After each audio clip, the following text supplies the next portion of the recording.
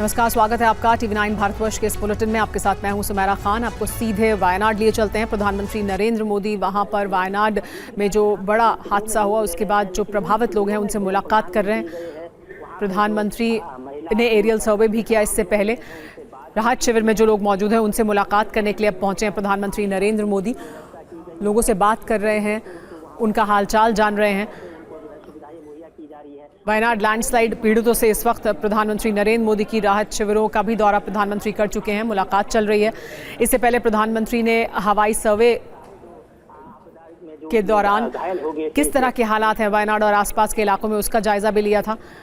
देखिए किस तरह से महिला बिलख बिलख कर रो पड़ी प्रधानमंत्री के सामने। बच्चों से, महिलाओं से, सबसे मुलाकात की प्रधानमंत्री ने, उनका दुख साझा किया। वायनाड में इस वक्त राहत शिविर में रह रहे हैं बड़ी संख्या में लोग जो वायनाड की त्रासदी से प्रभावित हैं। डॉक्टरों से भी देखिए मुलाकात की प्रधानमंत्री ने। वो तमाम डॉक्टर हैं जो वायनाड के जो पीड़ित हैं उनका इलाज कर रहे हैं। राहत शिविरों में लगातार लोगों को मदद पहुंचाई गई है। क्या आप अभी भी माता पिता बनने का सपना देख रहे हैं? अपोलो फर्टिलिटी के साथ अपनी माता पिता बनने का सपना पूरा करें। मुफ्त परामर्श के लिए 9953440671 पर कॉल करें। सेना को क्योंकि बुलाया गया था तो सेना के साथ भी प्रधानमंत्री ने, उनके अधिकारियों के साथ भी मुलाकात की और हवाई सर्वेक्षण के दौरान इस बात का अंदाज़ा लगाने की कोशिश की कि किस तरह के हालात इस वक्त वायनाड में हैं। तो देखिए ग्राउंड पर भी उतरे। हवाई सर्वे या एरियल सर्वे में भी प्रधानमंत्री नरेंद्र मोदी ने देखा वायनाड और आसपास के इलाके में किस तरह की आपदा आई और उससे कितने बड़े इलाके को प्रभावित किया है। अधिकारियों से राहत कार्यों की जानकारी ली प्रधानमंत्री ने, लेकिन राहत शिविर में जाकर जो प्रभावित लोग हैं उनसे मुलाकात की है प्रधानमंत्री ने, उनका दुख साझा किया है। ग्राउंड जीरो पर हैं आज प्रधानमंत्री नरेंद्र मोदी वायनाड में। वायनाड में जो लैंडस्लाइड हुई, वायनाड में जो बड़ी आपदा आई, उसके बाद बड़ा इलाका है वायनाड का जो इसकी वजह से प्रभावित हुआ है। बड़ी संख्या में लोग प्रभावित हुए। 400 से ज़्यादा लोगों ने अपनी जान गंवाई। बड़ी संख्या में लोग घायल थे और यहाँ से लोगों को राहत शिविरों में शिफ्ट किया गया है। वहीं उन्हीं राहत शिविरों में पहुंचे प्रधानमंत्री नरेंद्र मोदी।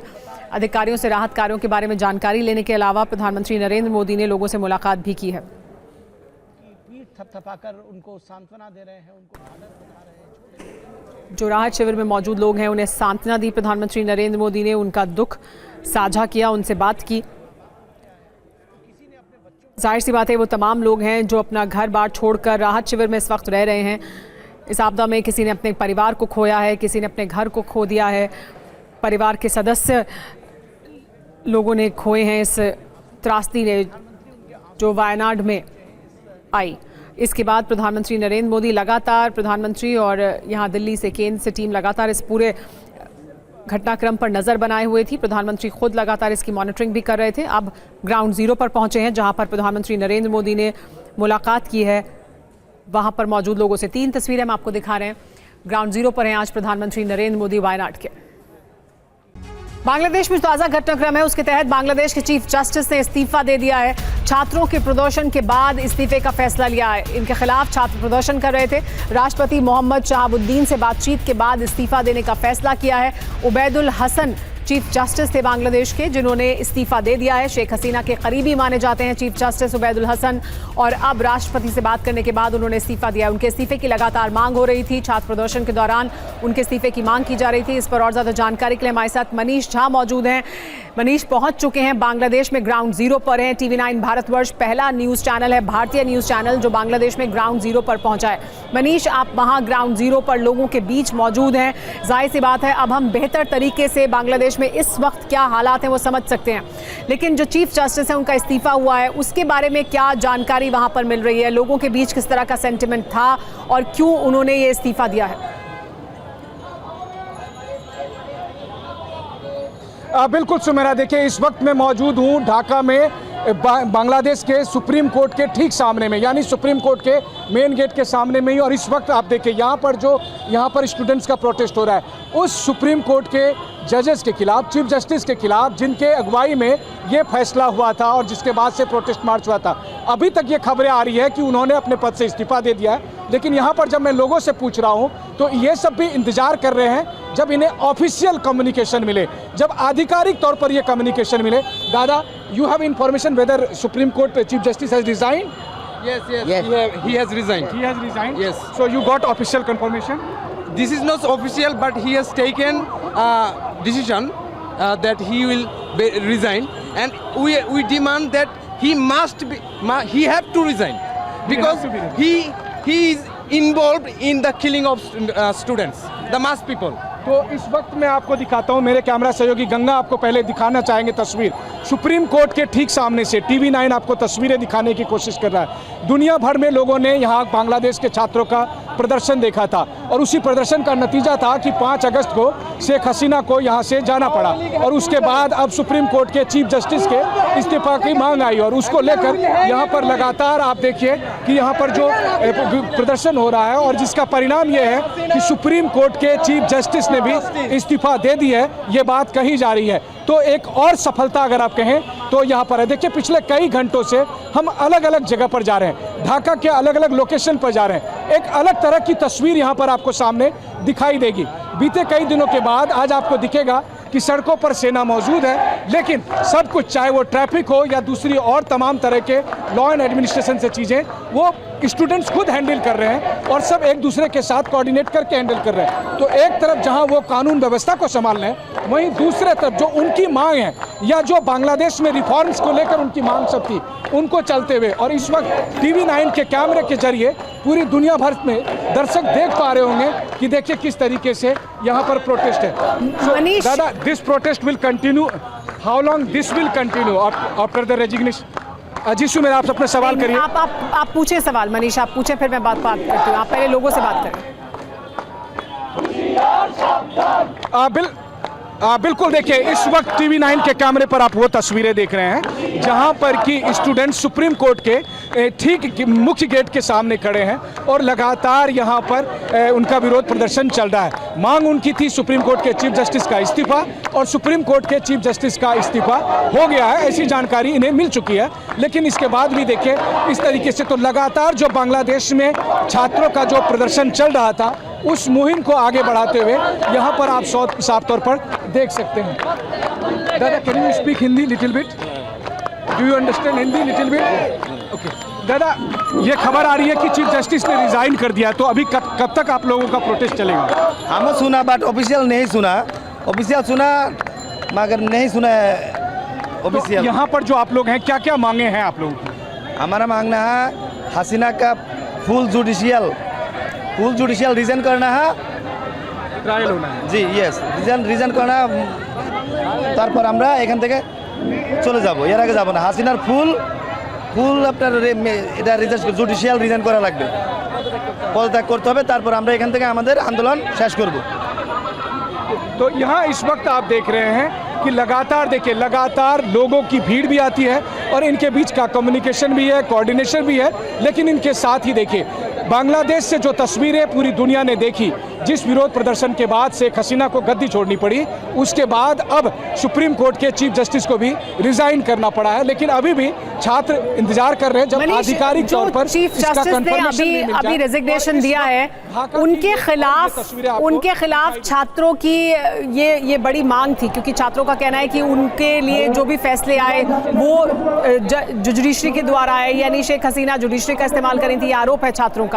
तो दरअसल किस तरह के आरोप छात्रों के हैं और क्या वो चाहते हैं, क्योंकि क्या सिर्फ चीफ जस्टिस के इस्तीफे से ही बात बनेगी या इसके अलावा भी और कुछ और उनकी अभी मांगे हैं? तो क्या क्या मांगे और हैं उनकी? बिल्कुल देखिए छात्रों का कहना यही है कि शेख हसीना ने जुडिशरी का इस्तेमाल किया था और जुडिशरी ने शेख हसीना के एजेंडे को लागू किया और उसी वजह से जब कोटा को लेकर प्रोटेस्ट शुरू हुआ और उसके बाद जो कार्रवाई हुई, चाहे वो पुलिसिया कार्रवाई हुई जिसमें बहुत सारे लोगों की मौत हुई, बहुत सारे लोग मारे गए, तो इसीलिए इस वक्त छात्र चाहते हैं कि सुप्रीम कोर्ट के चीफ जस्टिस को न सिर्फ रिजाइन करना पड़े बल्कि जवाबदेही भी तय हो। जवाबदेही शेख हसीना की तय हो, जवाबदेही चीफ जस्टिस की तय हो या उन तमाम लोगों की तय हो जिनकी वजह से निर्दोष लोगों को जान देनी पड़ी, जिनके खिलाफ कार्रवाई हुई, जिनके खिलाफ पुलिस ने एक्शन लिया सुप्रीम कोर्ट के कहने पे, सरकार के कहने पे, उन लोगों को के खिलाफ ये मुकदमा चलाना चाहते हैं। तो इसीलिए इससे साफ तौर पर है कि छात्रों ने पहला एक अचीवमेंट किया जब शेख हसीना गद्दी छोड़कर गई। छात्रों को दूसरी सफलता मिली जब मोहम्मद यूनुस के नेतृत्व में एक सरकार बनी। छात्रों को तीसरी सफलता मिली जब सुप्रीम कोर्ट के चीफ जस्टिस को रिजाइन करना पड़ा। अब छात्र चाहते हैं कि इसके आगे चाहे शेख हसीना हो, सुप्रीम कोर्ट के जजेज हो, इन सब के खिलाफ कार्रवाई हो, इनकी अकाउंटेबिलिटी तय की जाए। ये वो लोग हैं जिनके कहने पर बेगुनाहों पर गोलियां चली, जिनके कहने पर लोग मारे गए, उनके खिलाफ क्या कार्रवाई होती है। तो इसका मतलब साफ तौर पर है कि एक तरफ छात्र जहां स्थिति को सामान्य बनाने में लगे हैं, वहीं दूसरी तरफ उनका जो बड़ा लक्ष्य है उसकी तरफ आगे बढ़ रहे हैं। और उसकी कड़ी में मनीष, क्योंकि हम देख सकते हैं इस प्रोटेस्ट में भी कुछ महिला स्टूडेंट्स भी, छात्र भी मौजूद हैं। क्या ये पूरी तरह से छात्रों का ही इस वक्त जमावड़ा है जहां पर आप मौजूद हैं? ये सब तमाम छात्र हैं, क्योंकि महिला छात्र भी हमें दिख रही हैं इसमें मौजूद हैं। तो सिर्फ छात्र हैं इसमें, इस प्रदर्शन में?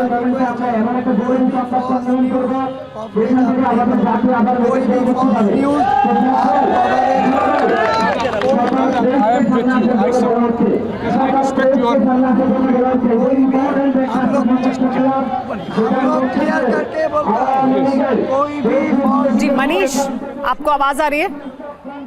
आप कोशिश करें, कुछ और लोगों से भी बात करें। यहाँ पर महिला छात्र भी मौजूद हैं, अगर कोई आपसे उनसे भी अगर बात हो पाए। साथ ही ये कि क्या ये सिर्फ छात्रों का ही प्रदर्शन है?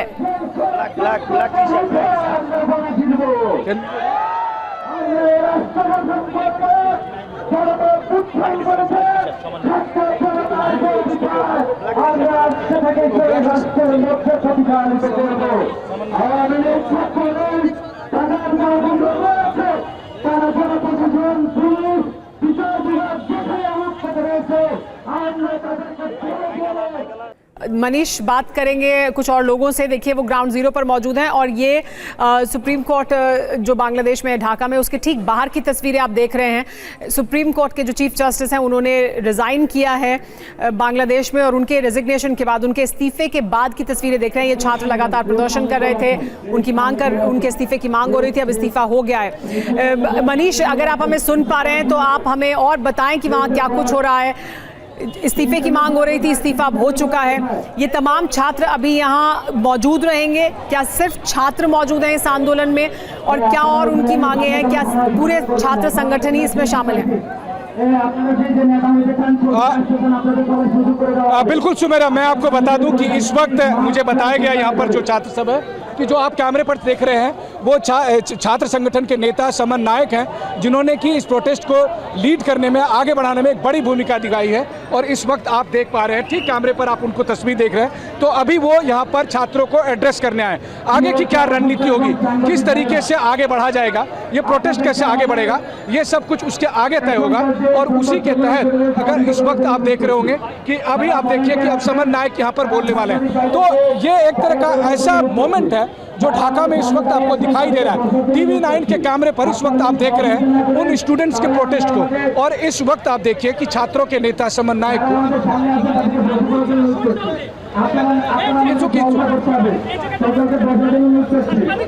तो इस वक्त आप देख रहे हैं कि सभी छात्र इंतजार कर रहे हैं। जो छात्रों के नेता समन नायक हैं वो यहाँ पर एड्रेस करेंगे और उसके बाद तय होगा कि आगे क्या जो रणनीति है वो क्या है। तो इस वक्त जो आप काले टी शर्ट में आप देख रहे हैं, जो सामने खड़े हैं उनके हाथ में मोबाइल है, वो आगे छात्रों को क्या करना है, कैसे करना है, किस तरह से अब आगे बढ़ना है, चीफ जस्टिस के इस्तीफे के बाद की क्या रणनीति होगी, वो सब कुछ बताने वाले हैं। और उसी के लिए अभी कुछ ही पलों में उनका स्पीच होने वाला है। तो लगातार TV9 की लाइव कवरेज जारी है और इस लाइव कवरेज के जरिए आप ग्राउंड जीरो पर पहुंचे और आपने शहर के अलग अलग हिस्सों का दौरा किया। हम समन नायक क्या कह रहे हैं वो भी सुनेंगे और किस तरह से वो अब इस आंदोलन को और आगे बढ़ाने वाले हैं, उनका जो प्रदर्शन है उसको कैसे वो आगे बढ़ाएंगे। लेकिन आपने क्या कुछ अभी तक देखा है, अगर आप वो भी सम अप कर पाएं, क्योंकि आपने कई जगह पहुंचे आप और शहर के अलग अलग हिस्सों को देखा आपने। देखिए, एक बात तो साफ है कि 5 अगस्त को जो इतिहास यहाँ पर रचा गया, उसके बाद से आज की तारीख में अगर आप देखें तो साफ तौर पर आपको दिखाई देगा कि नई सरकार के बनने के बाद क्या परिवर्तन हुए हैं। नई सरकार के बनने के बाद किस तरीके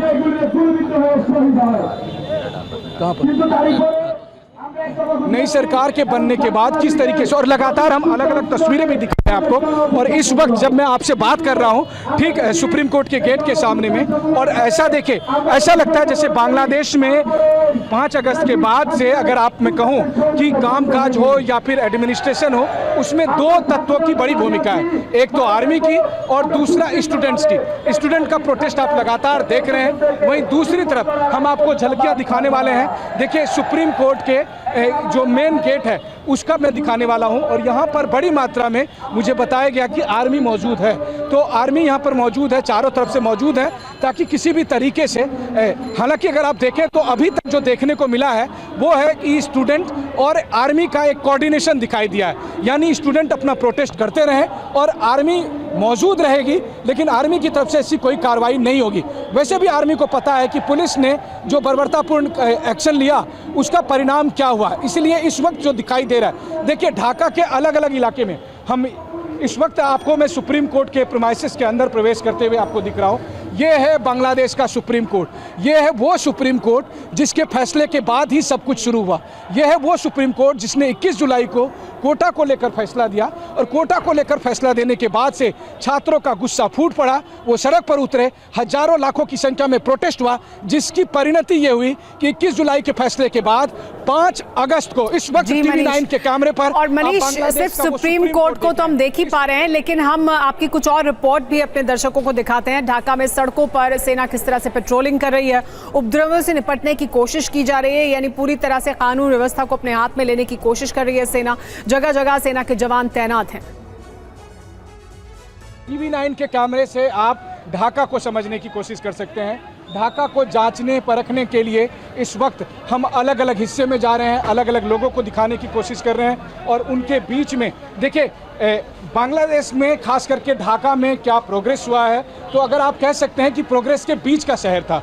यहाँ पे जब मैं 2 साल पहले आया था, जब प्रधानमंत्री नरेंद्र मोदी आए थे आज़ादी की 50वीं सालगिरह के मौके पर, उस वक्त ये सब चीज़ें, अब जैसे देखिए इस एस्केलेटर पे, ये एस्केलेटर अभी यहाँ बंद पड़ा हुआ है, और यहाँ पे धूल जमी हुई है, तो उससे आप समझ सकते हैं कि ये शेख हसीना के टाइम से ही बंद पड़ी हुई है।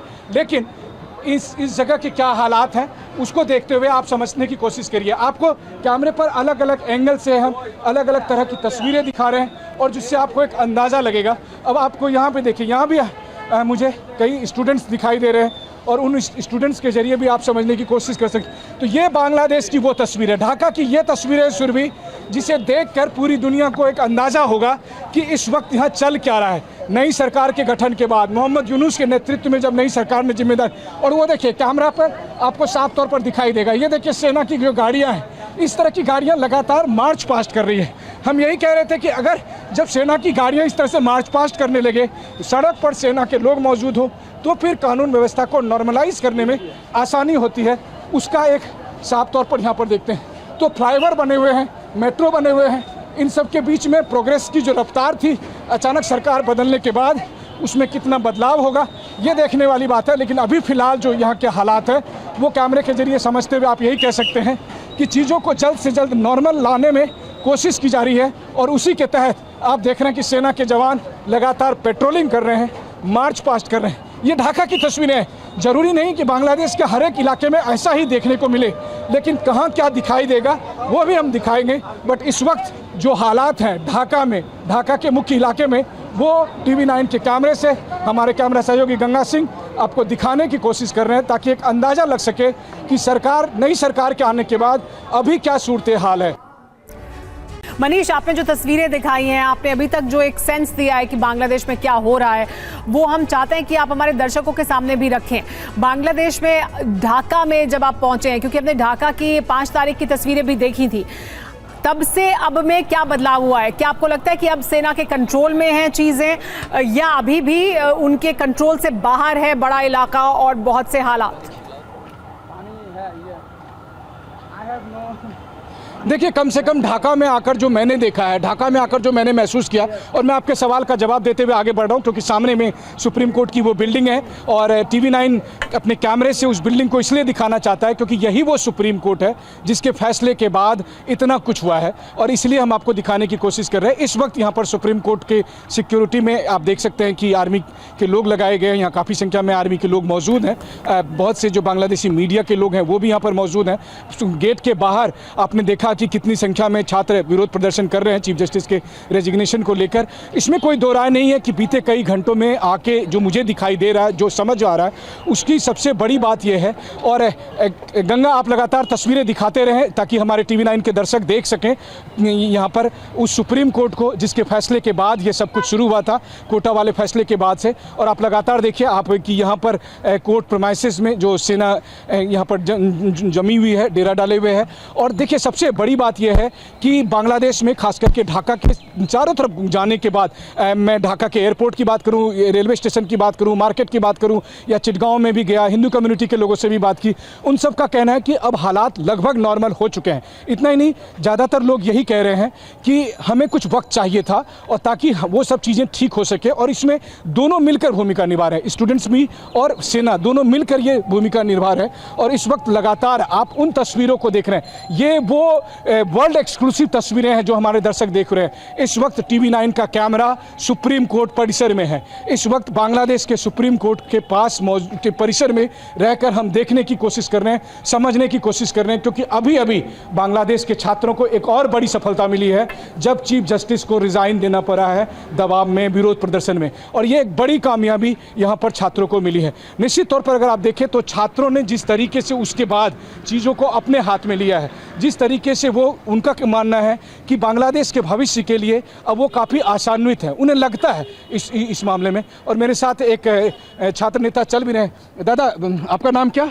मेरा नाम सामिउल हसन है। शमील, अभी तो आपको खबर मिली ही होगी कि चीफ जस्टिस ने रिजाइन कर दिया। अब आगे क्या, अब आगे आप लोगों की क्या मांग है, किस तरह से आप लोग आगे बढ़ना चाह रहे हो? आगे हमारे एक ही इंटेंशन है कि श्रृंखला लौट आई है, ये बोलना चाहती है हम। अच्छा, तो अभी जैसे मैं देख रहा हूँ कि मुझे सड़क पर या तो आर्मी दिख रही है या आप लोग दिख रहे हो, आपके साथी जो है सो वो ट्रैफिक भी मैनेज कर रहे हैं, वो लॉ एंड ऑर्डर को भी देख रहे हैं। तो ये कब तक चलेगा, कितने दिन तक आप लोग चलोगे, या फिर कुछ आप लोगों को बताया गया कि इसके बाद कब जो है सो फिर सरकार की जो दूसरी एजेंसियाँ हैं वो फिर टेक ओवर करेगी, इसके बारे में कोई जानकारी आप लोगों को? जिस दिन हम विक्ट्री अचीव किया उस दिन से ही हम ट्रैफिक और लॉट्स ऑफ ऑर्गेनाइजेशन पे काम किया। श्रृंखल एक और तस्वीरें इस वक्त गंगा में दिखाएं हम पर। देखिए यहाँ पर भी आपको आर्मी दिख रही है। तो सुप्रीम कोर्ट के कैंपस के भीतर से TV9 आपको लगातार दिखाने की कोशिश कर रहा है। बांग्लादेश के हालात को आप समझ सकते हैं। और दादा, यहाँ पर भी वहाँ प्रोटेस्ट चल रहा है या फिर यहाँ कौन लोग बैठे हैं?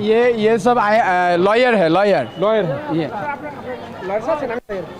अच्छा, आइए तो देखिए, आपको यहाँ भी दिखाने की कोशिश कर रहा हूँ कि देखिए यहाँ पर जो लॉयर, बहुत सारी महिला वकील बैठी हुई है, उनसे भी एक बार मैं कोशिश करता हूँ कि हमारे दर्शक उनसे भी जान सके। Hello ma'am,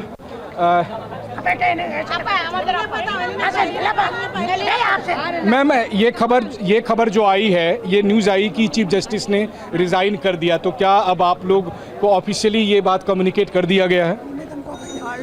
You can speak in Bangla or English. Yeah, Bangla, English. Assalamu alaikum. Yes, I know that, but they already signed, but that hand over to our president evening time, most probably 6 p.m. 7 p.m. तो तब तक आप लोग यहाँ पर अभी बैठे रहने वाली हैं जब तक कि इसको इंश्योर ना कर लें। हम लोग नहीं अंदर जाऊंगा, हम लोग यहाँ पे है। अच्छा, आप लोग यहीं रहेंगे? यस, हम लोग यहाँ है। तो ये बताइए कि बच्चों ने, यानी स्टूडेंट्स ने जो इतना बड़ा इतिहास रचा, उसके बाद आप लॉयर्स स्टूडेंट्स के बारे में क्या सोचते हैं, क्या कहते हैं? उनको भविष्य बहुत अच्छा है, उनको लिए हम प्राउड फील कर रहे हैं। एक मिनट, एक मैम वो भी कह रही हैं। हाँ, क्या कह रही हैं आप? हमारी स्टूडेंट्स हमारी गर्व है, हमारी अहंकार है, उसके लिए हम लोग सब जान कुर्बान कर देंगे हमारी राइट्स के लिए। सही बात है, सही बात है। और अब आगे का प्लान क्या है? अब तो देखिए नई सरकार बन गई, मोहम्मद यूनुस साहब अब लीड करेंगे, वो जाने माने अर्थशास्त्री हैं, तो लगता है कि बांग्लादेश उनके नेतृत्व में और तरक्की करेगा। तो अब आगे आप लोग क्या देखती हैं, चूंकि आप लोग कानून की भी जानकार हैं, सिस्टम की भी जानकार हैं, कैसे फिर आगे देश बढ़ेगा, क्या प्लान है? इंशाल्लाह हमारे ये हम लोग बहुत उन्नति करेंगे, हम लोग बहुत आगे बढ़ेंगे एवं हमारे बांग्लादेश सबसे बड़ा बांग्लादेश होगा। इस समय कुदरत क्रोध में दिख रही है। दुनिया के कई देशों में कुदरत ने काफी तबाही मचाई है। कहीं भारी बारिश तो कहीं बाढ़ से लोग त्रस्त हैं। सैलाब ने हाहाकार मचा रखा है। भारत के अलावा दूसरे देशों में भी जल विस्फोट से बाढ़ के हालात बन गए हैं। चीन से लेकर अमेरिका तक सैलाबी कहर लोगों के लिए परेशानी बन गया है। देखिए ये रिपोर्ट।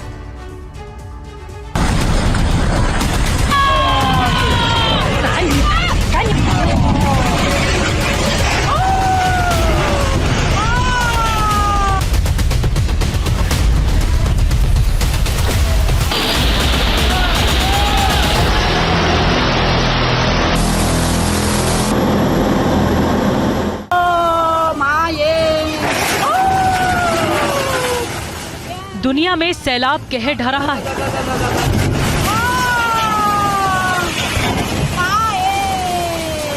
चीन के कुछ इलाके त्राही त्राही कर रहे हैं।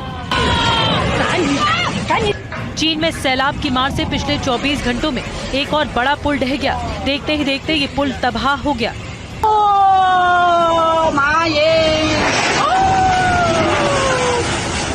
ये तस्वीरें चीन के सैनसुई प्रांत की हैं, जहां बाढ़ ने कहर मचा रखा है। इस इलाके में भारी बारिश के बाद सैलाब आ गया था। बाढ़ के तेज बहाव में ये पुल भी पल भर में बह गया।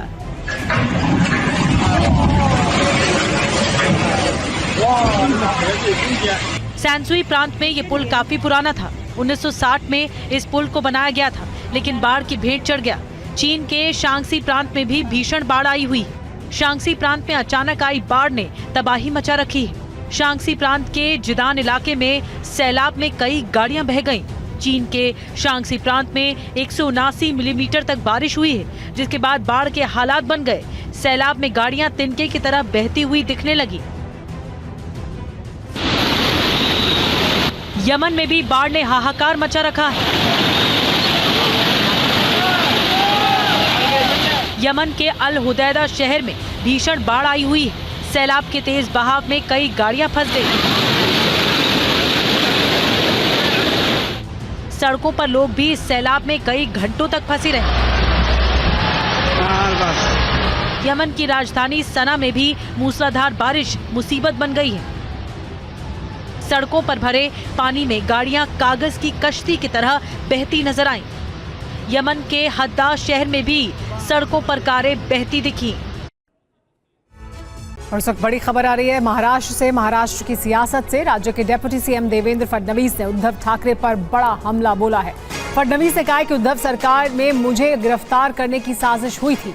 फडणवीस ने आरोप लगाया कि फर्जी केस में बीजेपी नेताओं की गिरफ्तारी की साजिश रची गई थी। उन्होंने ये भी आरोप लगाया कि कई अधिकारियों पर दबाव डाले गए। फडणवीस ने यह भी कहा कि जब महाराष्ट्र में उद्धव ठाकरे की सरकार थी तो इस तरह की 4 घटनाएं हुई थी। ये बड़ा आरोप देवेंद्र फडणवीस ने लगाया। सुनिए क्या कहा।